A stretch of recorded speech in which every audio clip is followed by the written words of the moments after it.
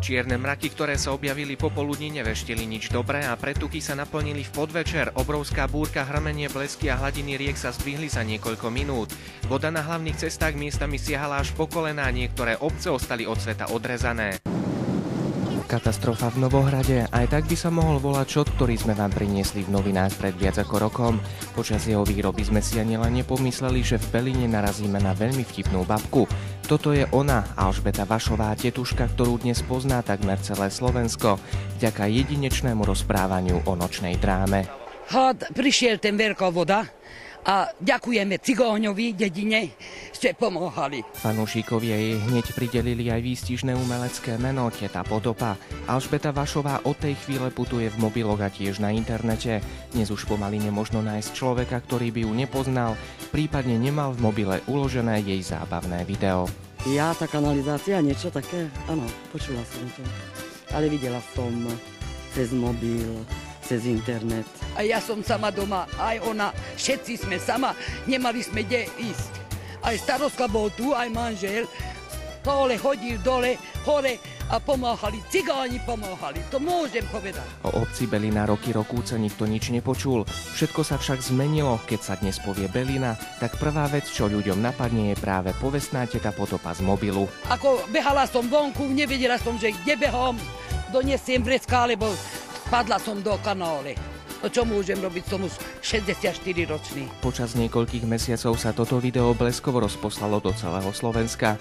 Videá na internete vykazujú takmer 50 000 kliknutí. Slová pani Alžbety dodnes opakujú nielen deti, ale aj dospelí. Zo staršej pani sa stala celebrita.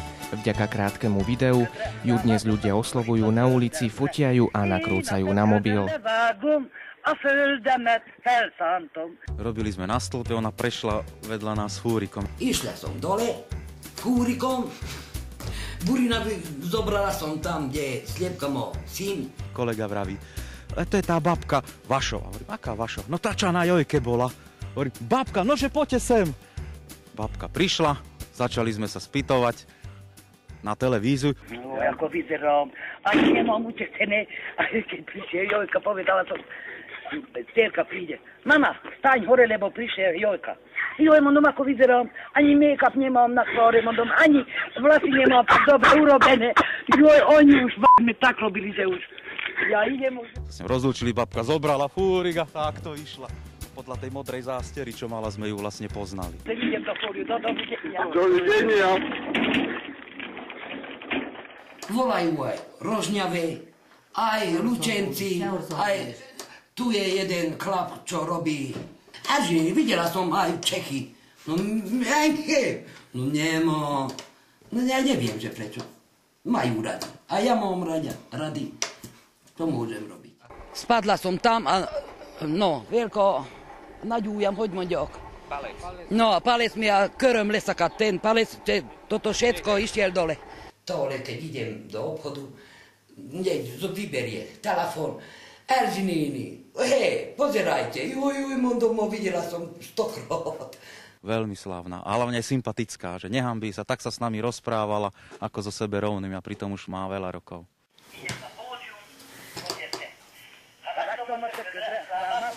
Ujde, tohle. Keď uvidia, čo budú povedať.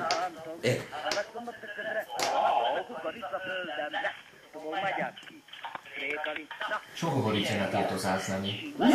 Mám rada, dobre. Počúvajú aj ľudia. Dneska je taký svet, že...